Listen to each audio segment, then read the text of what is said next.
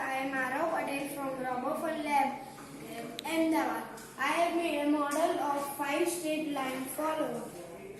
The components I have used are one EV3 brick, one medium motor, two large motor, one color sensor, and 5 RJ12 cables. I have programmed in such a way that if it goes on white, it will come back to black.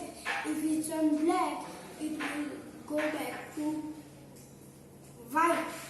Now I will show you a demo.